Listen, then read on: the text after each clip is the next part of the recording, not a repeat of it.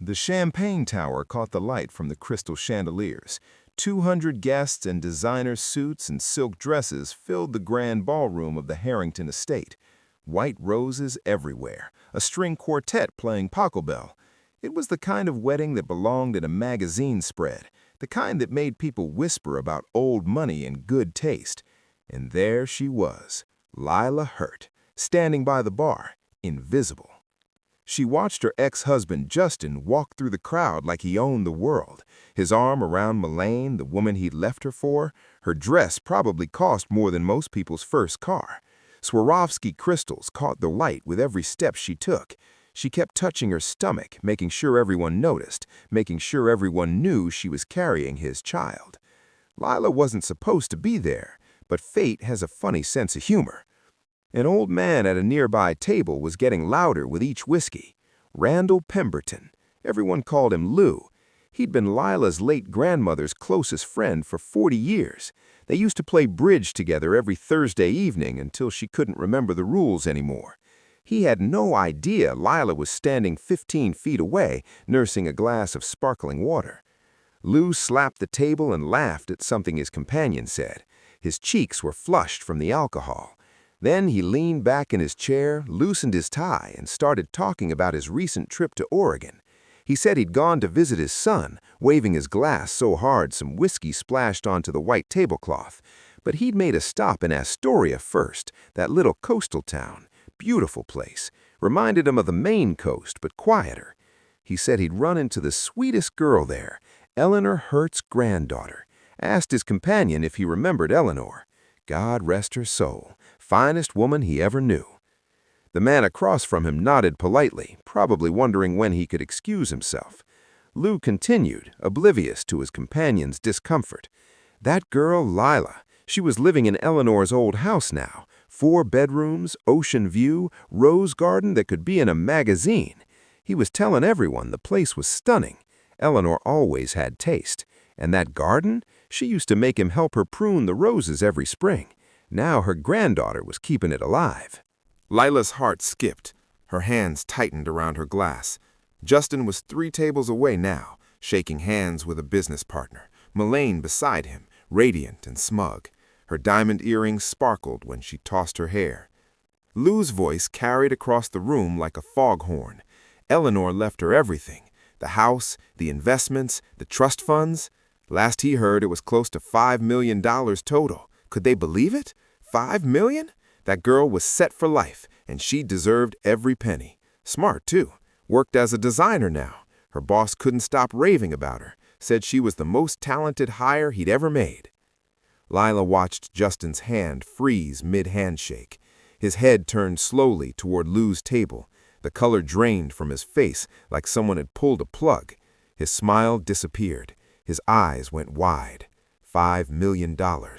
His ex-wife, the one he'd called boring, the one he'd said had no ambition, the one he'd traded for his 26-year-old secretary because she knew how to make him feel like a king. Millionaire noticed his expression. She touched his arm, her brow furrowing with concern. But Justin didn't respond. He just stood there, frozen, as the truth washed over him like cold water. That satisfied smirk on Justin's face was about to disappear, and it would never come back. But that's getting ahead of things. To understand how a man who thought he'd traded up ended up watching his empire collapse at his own wedding, the story needs to go back 9 years, back to the beginning of a marriage built on charm and lies. Her name was Layla Hurt. For 9 years, she worked as a senior logistics coordinator for a shipping company in Newark. She made $78,000 a year. Not glamorous, not exciting, but honest work that paid the bills and challenged her mind in ways that mattered. Justin never let her forget how ordinary she was. When Justin and Layla first started dating, he was charming, the most attentive man she'd ever met. He remembered her coffee order after the first date. He sent flowers to her office on random Tuesdays just because he was thinking about her. He wrote handwritten notes and left them in her coat pocket. He made her feel like she was the only woman in any room, the only person who mattered in the entire world. That man disappeared somewhere around year 3. By year 5, Layla had become a supporting character in his story. Her job was to keep the house clean, plan the dinner parties, and smile at his colleagues. Her opinions didn't matter unless they agreed with his. Her dreams didn't exist unless they served his goals.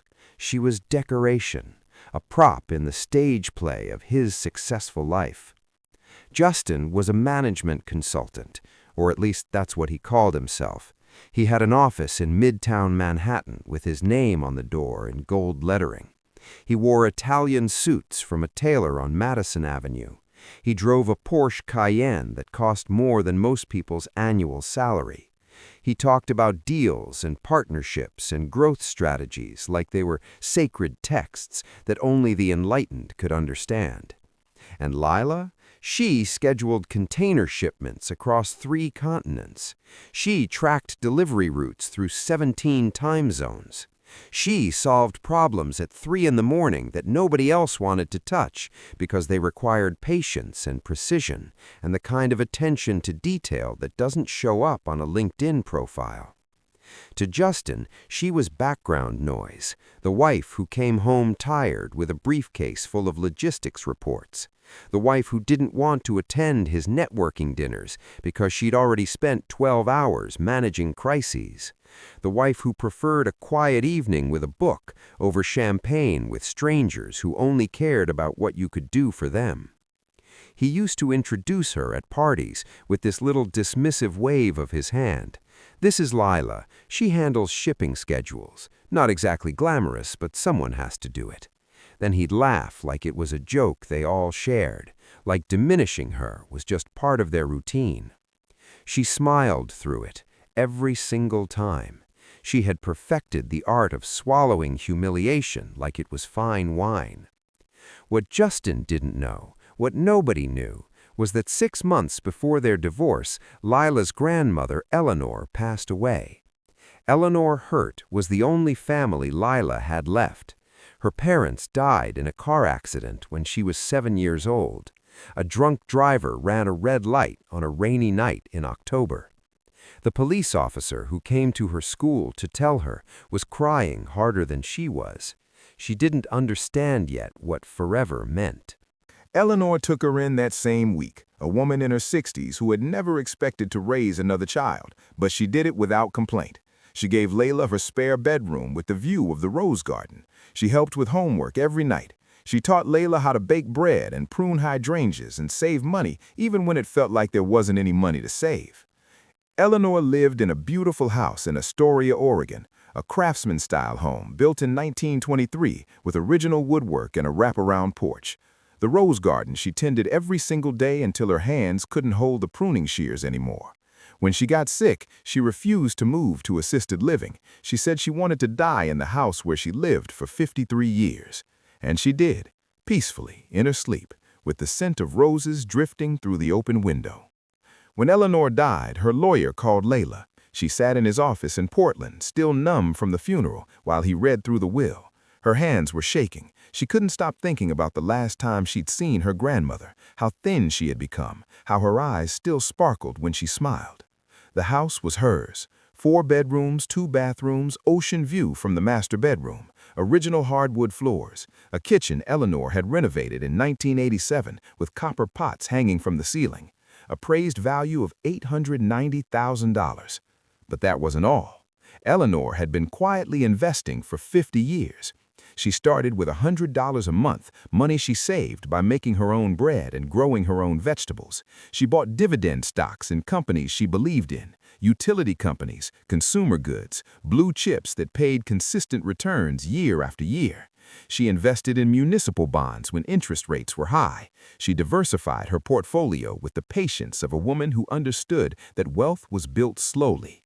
She lived simply, never bought anything she didn't need, drove the same Honda Civic for 22 years, made her own clothes until her eyesight got too bad to thread a needle, never told anyone how much she had because she didn't believe in bragging. The trust funds totaled $4.7 million. Layla sat in that lawyer's office trying to breathe, trying to understand.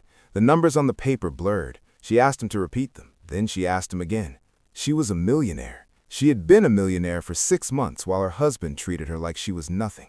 She never told Justin, not because she was planning anything, not at first. She just couldn't bring herself to share that part of her grandmother with him. Eleanor never liked Justin. She met him twice, once at their engagement party and once at their wedding. Both times she pulled Layla aside afterward. "That man has hungry eyes," she said. "Be careful with hungry men. They're never satisfied with what they have." Layla didn't listen then. She thought Eleanor was being old-fashioned. She thought she didn't understand how modern relationships worked. She thought Justin loved her for who she was, not what she could give him. But she remembered those words 2 weeks after she inherited everything, when she found the messages on his iPad, and everything she thought she knew about her marriage turned to ash. Justin left his tablet at home when he rushed to a morning meeting. A notification popped up while Layla was making breakfast, a message from Elaine, his secretary. She shouldn't have looked. She knew that even as her finger moved toward the screen. But she did. The messages went back 2 years, 730 days of deception, 2 years of "I miss you" and "I can't wait until we're together" and "She doesn't deserve you." 2 years of him telling another woman that Layla was boring, unambitious, dead weight, that she held him back from the life he deserved, that she was a mistake he was planning to correct. 2 years of promises. He told Elaine he would leave his wife, that he would give her the life Layla never could, that she was everything his wife wasn't, young, exciting, appreciative, the kind of woman who made a man feel like a king. Layla sat at the kitchen table for 3 hours reading every message. Her coffee went cold. The eggs burned on the stove until the smoke alarm went off. She didn't cry. Something strange happened instead. She felt light, like a fog that had been suffocating her for years had finally lifted, like she could see clearly for the first time in a decade. She wasn't losing a marriage, she was being set free. And she had $5 million that Justin didn't know about. The money was the first weapon he'd used against her. Justin made more than she did. He reminded her of this constantly, in small ways and large. When they bought the apartment in Manhattan, he put his name first on the deed because he said it was traditional. When they opened a joint account, he set himself as the primary holder because it made the paperwork easier. When she asked about equal access to their savings, he laughed like she had told a funny joke. He told her she'd just spend it on candles and throw pillows, that women didn't understand money the way men did, that she should trust him, he had it handled. So he gave her an allowance instead, $400 a month for personal expenses, like she was a teenager asking for gas money from her parents. She paid for groceries out of that $400, haircuts every 6 weeks because he said she needed to look presentable, birthday gifts for his mother who never seemed to like anything she chose, anniversary cards for his parents, the dry cleaning he forgot to pick up, the prescription medications their insurance didn't cover. By the end of each month, she had maybe $20 left, sometimes not even that. Meanwhile, Justin bought a new watch for $6,000 because he deserved something nice after closing a deal. He leased the Porsche for $1,800 a month because image mattered in his business, and you couldn't show up to meetings in a Honda. He bought bottles of wine that cost more than her weekly allowance because he had developed a sophisticated palate. She found out later through the forensic accountant that he had a secret account, $180,000 funneled there over 4 years, money that was supposed to be theirs, money he told her they didn't have when she asked about taking a vacation, money he swore didn't exist when she suggested they start saving for a house in the suburbs. That money went to Elaine, jewelry from Tiffany's, weekend trips to hotels Layla had never heard of in places she'd never been, a down payment on the apartment he promised Elaine after the divorce. He was building a life with another woman using money he stole from their marriage while telling Layla they couldn't afford new curtains. He was planning to leave her broke, and he thought she was too stupid to notice. The social humiliation came next. Justin's company had a Christmas party every year, black tie, open bar, the kind of event where deals got made over scotch and small talk, the kind of event Layla dreaded because it meant 4 hours of smiling at people who looked through her like she was made of glass. That year, the year before she found the messages, Elaine came as his guest. Not as his date, of course, that would have been too obvious. She was his secretary. She had every reason to be there. She needed to network. She needed to make connections. She needed to show the partners that she was a valuable member of the team. But Layla saw the way Justin looked at Elaine across the room, the way his eyes followed her when she walked to the bar, the way his hand lingered on her back when he introduced her to clients, the way he laughed at her jokes, really laughed, like she was the funniest person he'd ever met. He hadn't laughed at Layla's jokes in years. At dinner, they sat at a table with 3 of his partners and their wives. The conversation turned to work, as it always did at these events. One of the partners, a man named Franklin with silver hair and a permanent frown, mentioned a deal that had just closed, $2 million in contracts, a significant win for the firm. Justin beamed like a child who had just won a trophy. He said that was all Millionaire. She closed it single-handedly. He gave her the lead and she ran with it. Incredible work. He didn't know what he'd do without her. Everyone at the table turned to look at Millionaire. She was sitting 3 seats away, perfectly positioned to receive the praise.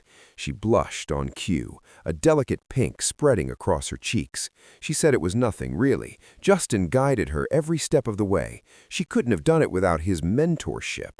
Mentorship, that's what they were calling it. Then someone asked about Layla, Franklin's wife, a woman named Claudia who wore pearls and judgment in equal measure. She asked what Layla did, said she didn't think she'd ever heard. Before Layla could answer, Justin cut in. His hand waved dismissively in her direction. He said she handled shipping schedules for a company in Newark, not exactly glamorous, but someone had to do it. He said it with a smile, like it was a joke they all shared, like diminishing her was just casual dinner conversation. Millionaire laughed, a small, polite laugh that made Layla's stomach turn. She covered her mouth with her hand, like she was trying to be respectful, but her eyes were gleaming.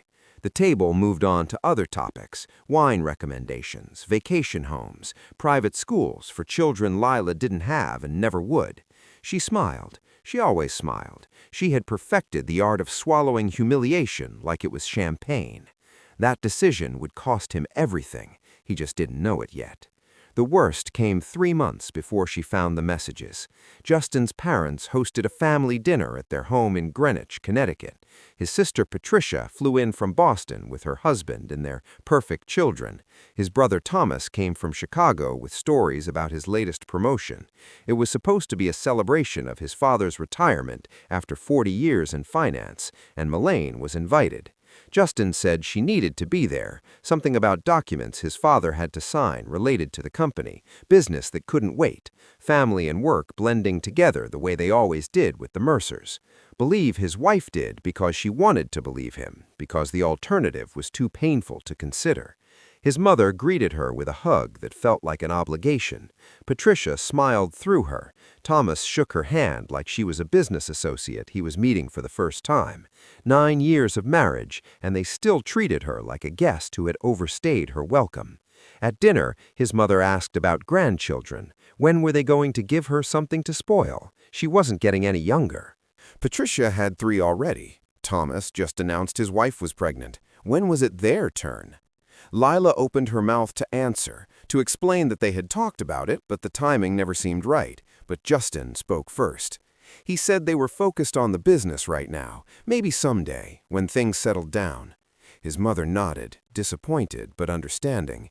Then Millionaire touched her stomach, just for a second, a gesture so small that nobody else noticed. Her hand rested there for half a heartbeat before moving to her wine glass. But Layla noticed, and she saw Justin's eyes flick to Millionaires' hand. She saw the corner of his mouth twitch upward. She saw something pass between them, something secret and electric, something that excluded everyone else at the table. In that moment, she knew. The affair wasn't just physical, it wasn't just emotional, it was planning, it was future building, it was the life he wanted to have with someone who wasn't her. The grandchildren he would give his mother, just not with his wife. She excused herself from the table, walked to the bathroom, splashed cold water on her face until her makeup ran, and she had to fix it with trembling hands. She didn't cry. She was past crying. Her tears had dried up somewhere around year 7 when she realized that nothing she did would ever be enough for him. What happened next would change everything. After she found the messages, Layla didn't confront Justin. That would have been satisfying, yes. She imagined it 100 times, throwing his iPad at his head, screaming the truth in front of his colleagues, posting the screenshots on every social media platform she could find, watching his face crumble as his perfect life shattered around him. But satisfaction is temporary. Strategy is permanent. She called a lawyer instead. Constance Whitfield was a partner at a firm in Hoboken that specialized in high-asset divorces.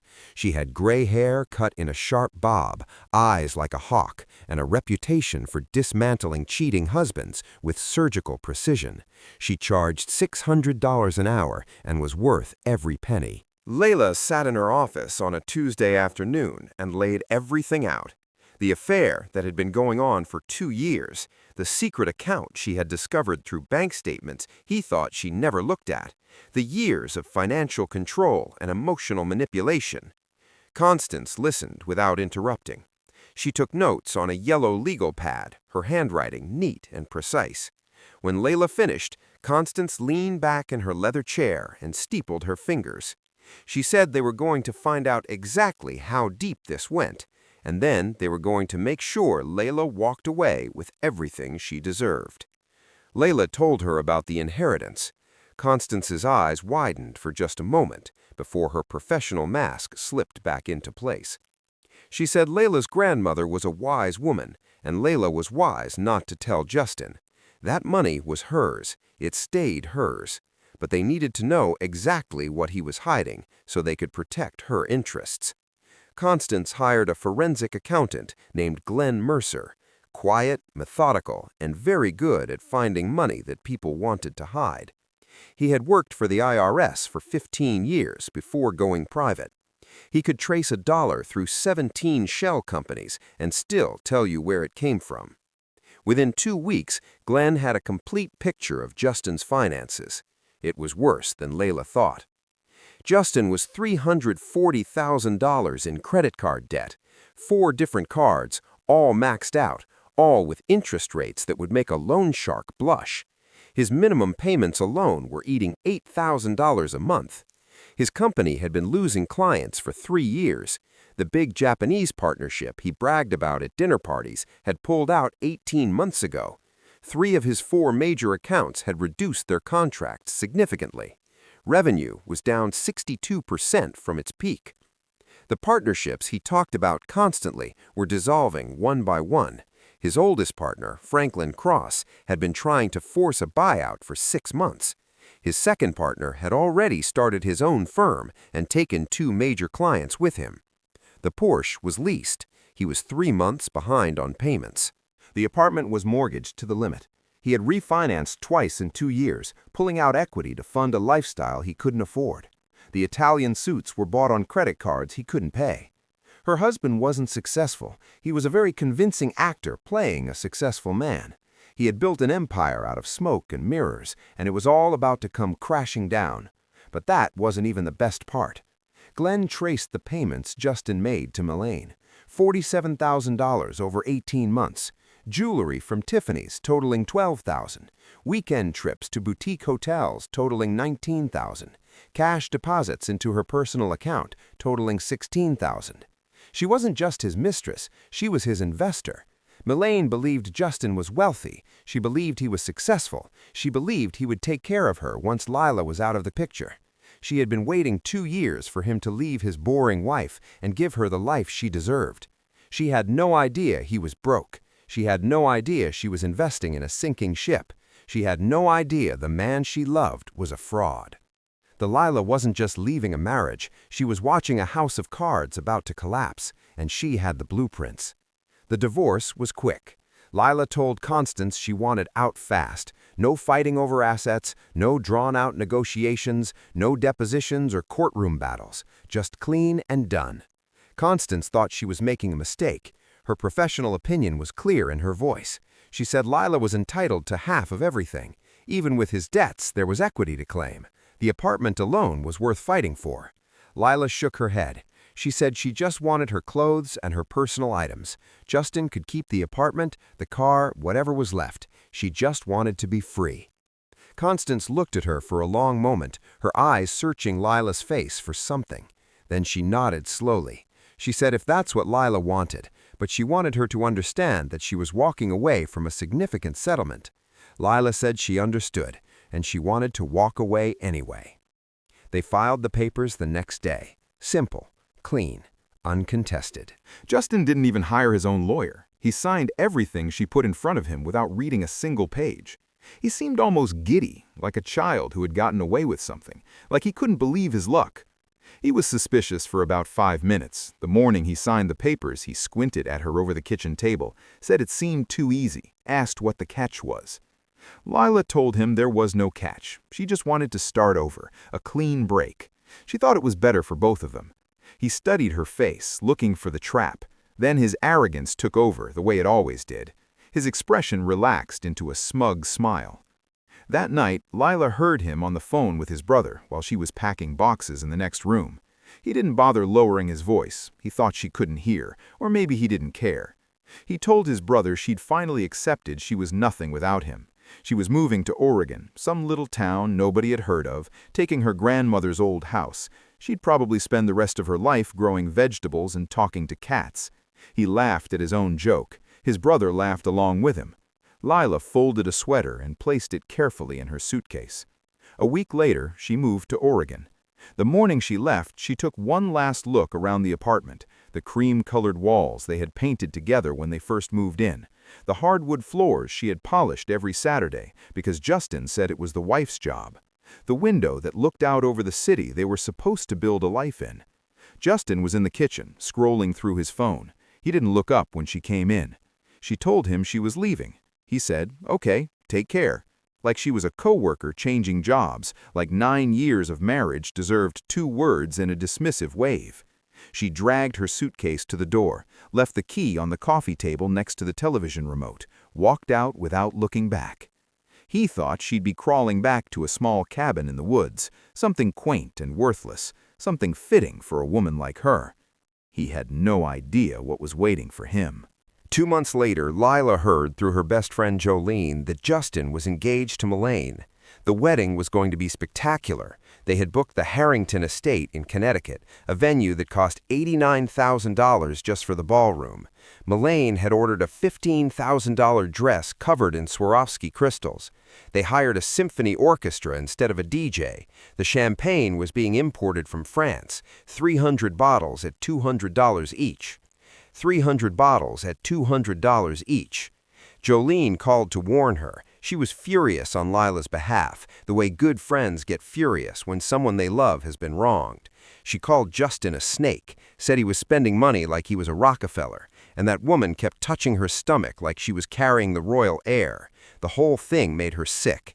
Layla listened. She didn't react. She was sitting on her grandmother's porch, watching the sunset paint the ocean gold and pink.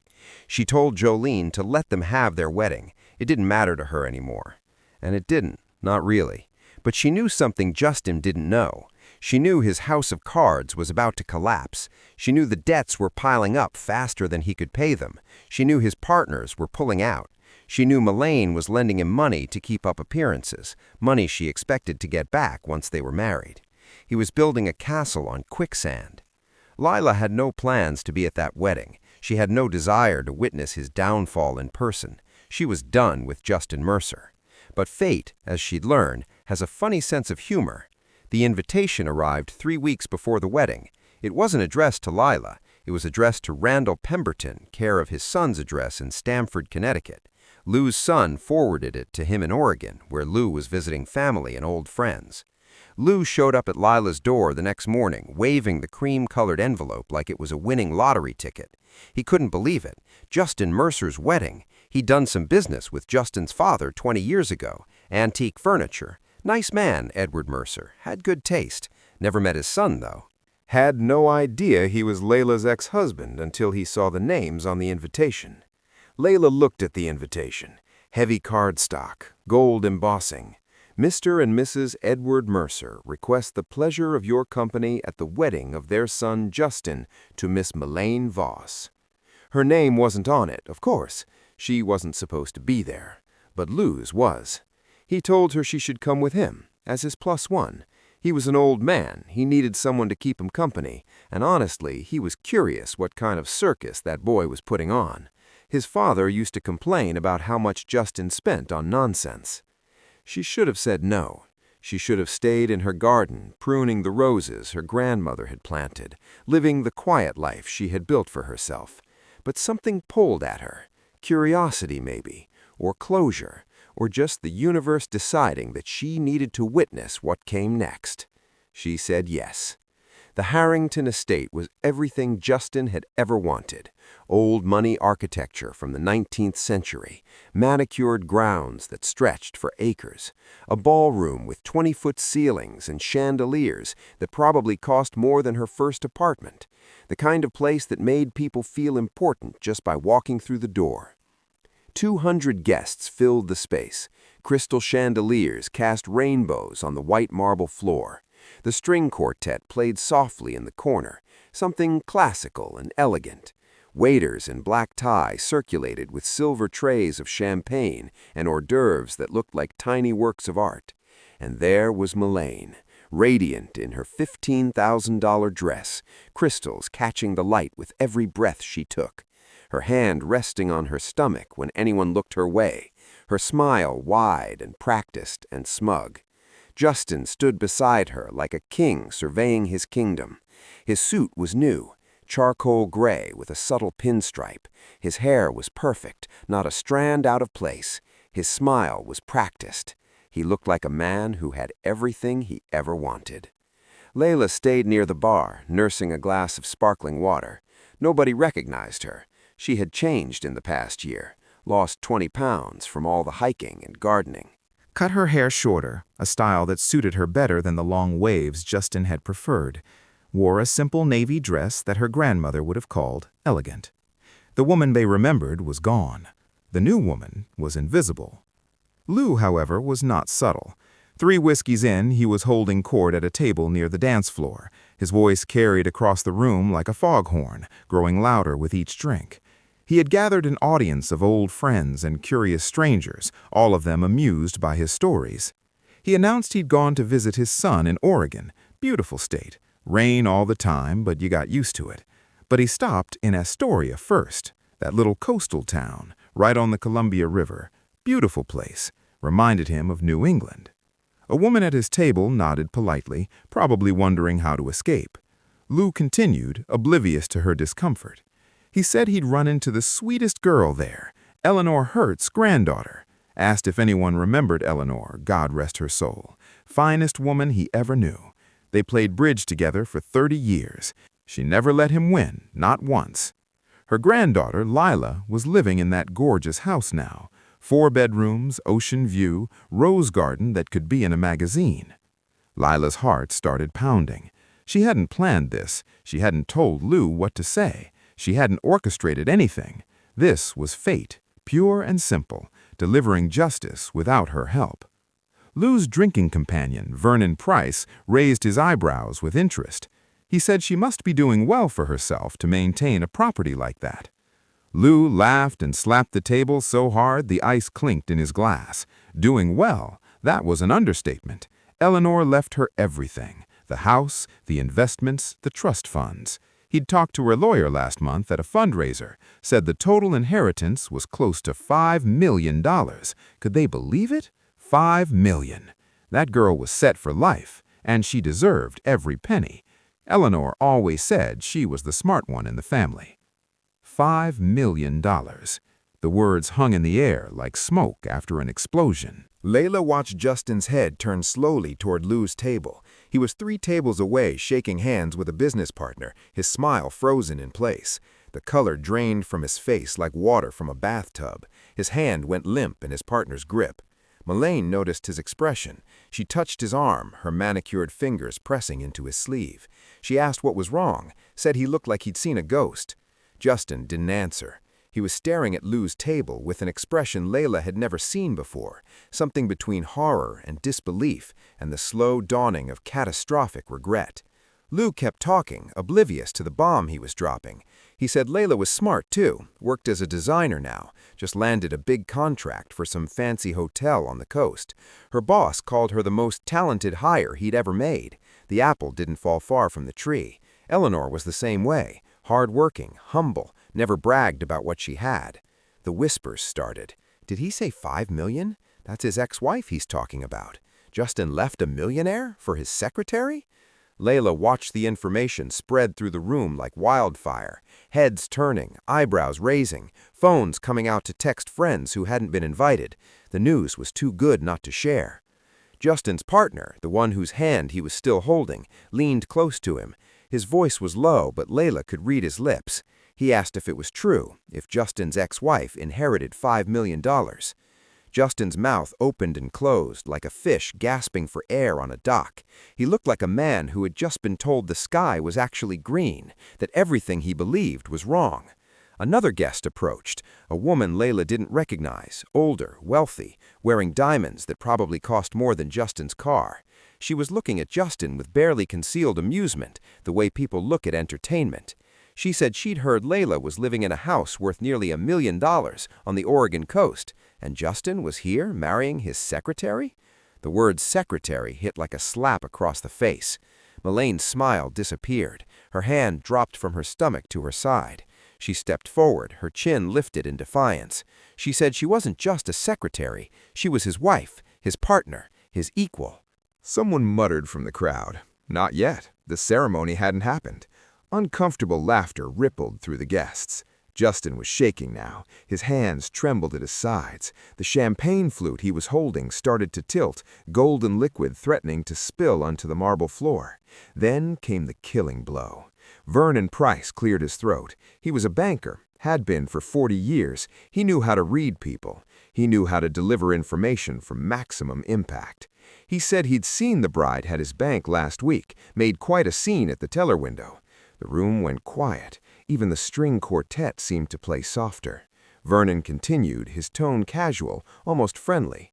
He said she was complaining about her fiancé, said she'd already lent him $5,000 for this wedding and he still needed more, called him a disappointment, said she expected better when she invested in a relationship.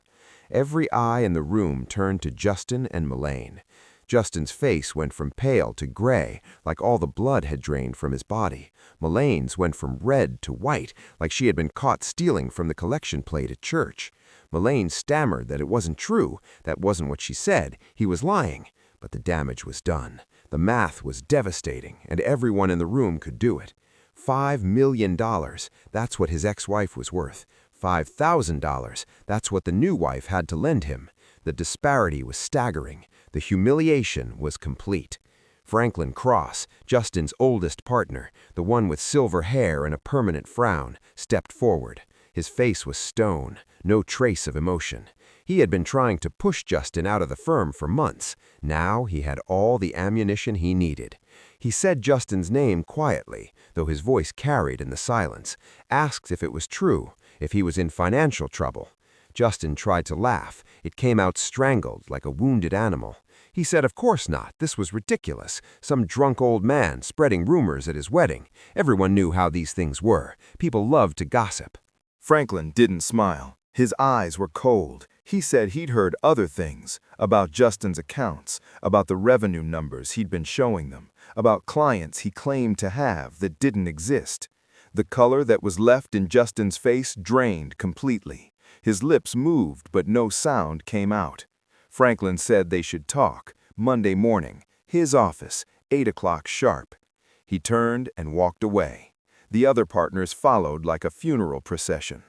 Justin stood in the middle of his perfect wedding, watching his business relationships crumble in real time, his career, his reputation, his future, all of it dissolving like sugar in rain. And then he snapped. He threw his champagne glass at the floor. It shattered against the marble with a sound like a gunshot. Golden liquid splattered across white stone. Crystal fragments scattered in every direction.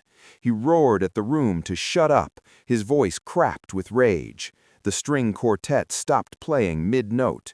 200 guests stared in horror, phones rising to record the spectacle. Justin turned on Melaine. His eyes were wild, bloodshot, like a man possessed. He demanded to know if it was true, if she told people at the bank that he needed her money. Melaine took a step back, her crystal-covered dress catching the light as she retreated. She told him to calm down. People were watching. This wasn't the time. He demanded she answer him. His voice echoed off the high ceilings. She didn't answer. She couldn't. The truth was written on her face in bold letters: guilt, shame, fear. Justin grabbed a nearby table, his fingers digging into the white linen. Champagne glasses crashed to the floor in a cascade of crystal and liquid. Silverware scattered across the marble like shrapnel. 200 people watched in stunned silence as he destroyed his own wedding. Security guards rushed forward from their positions near the doors. Justin's father, Edward Mercer, pushed through the crowd, his face red with embarrassment and fury. His mother was crying somewhere near the back of the room, her mascara running in black rivers down her cheeks. And Melaine, beautiful Melaine in her $15,000 dress, stood frozen while her future husband screamed accusations at her. He shouted that she used him, that she made him think she believed in him, that she made him think she loved him. Melaine's mask finally cracked, her face contorted with rage that matched his. She asked if he really wanted to talk about belief. She laughed bitterly, the sound harsh and ugly. She said he told her he was successful. He told her he had money. She'd been paying for his lies for 18 months. She'd been covering his debts. She'd been waiting for a payoff that never came. The guests started to leave. Some ran for the exits like the building was on fire. Some walked slowly, phones recording everything, capturing the disaster for posterity. Some stood frozen, unable to look away from the train wreck unfolding before them. Justin's empire collapsed in the time it takes to play a waltz. The ceremony never happened. The officiant, a judge who had been a friend of the Mercer family for years, announced that he could not proceed given the circumstances. He packed his folder and left through a side door without another word. Layla slipped out through the same door while security restrained Justin. Lou followed her, bewildered by what he had started, his face pale beneath his whiskey flush. He apologized, said he had no idea, he was just talking, he didn't know any of that would happen. Layla put her hand on his arm. His sleeve was damp with spilled champagne. She told him he didn't do anything wrong, he just told the truth. The truth was the only weapon she'd needed. She hadn't planned anything, she hadn't orchestrated revenge, she had simply waited, and the truth had done the rest. 6 months later, Jolene called with the final update. She caught Layla in the garden, kneeling in the dirt with a trowel in her hand. She had been planting lavender along the stone wall, the same variety her grandmother used to grow. The scent would fill the house every evening once they bloomed. Jolene said Justin's company was gone. His partners pulled out the week after the wedding. The videos went viral, millions of views. Nobody wanted to do business with a man who destroyed champagne towers at his own reception. His reputation was completely destroyed. Layla listened while brushing soil from her knees. The apartment in Manhattan got foreclosed to 2 months ago. He couldn't make the mortgage payments. He was living in a studio in Queens now, 400 square feet, working as a freelance consultant, which meant he was unemployed and sitting in coffee shops pretending to have meetings. Layla asked about Melaine. Jolene laughed, sharp and triumphant. She said Melaine sued him. $47,000 she said he owed her. All those gifts and trips and cash advances. She documented everything. They were fighting it out in small claims court. His own almost wife was taking him to court. Layla thought about Melaine in that crystal-covered dress, all that ambition, all that scheming, all those years of waiting for her investment to pay off, and in the end, she got exactly what she deserved. She asked about the pregnancy. Jolene said it was fake. Melaine admitted it in the parking garage after the wedding. She was screaming at Justin that it was all a lie to speed up the wedding. She thought once they were married, she'd have access to his money. She didn't know there was no money to access. Layla shook her head, wiping her hands on her apron. All those elaborate plans, all those years of deception, all those lives damaged, and for what? For nothing. Jolene's voice softened, losing its edge of gossip. She said Layla sounded good, really good, better than she'd heard her in years. Layla said she was good, better than she'd been in a decade. It was true. Her design career was thriving. The hotel project she'd worked on won a regional award for excellence in coastal architecture. Her boss Glenn had given her a 40% raise and promoted her to senior designer. They had just been hired for a resort project in Provence. She would be traveling to France in the spring. The rose garden was in full bloom. She had planted new varieties alongside her grandmother's originals. Lavender along the stone wall. Hydrangeas by the porch. The scent filled every room of the house, just like it used to when Eleanor was alive. She had signed up for French classes at the community center, started taking pottery workshops on weekends. She was learning to make things with her hands again, things that were beautiful and useful and entirely hers.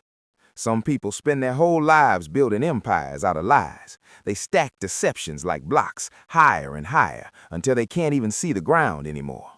They convince themselves the structure is stable. They convince themselves they're untouchable. But lies have an expiration date, every single one of them.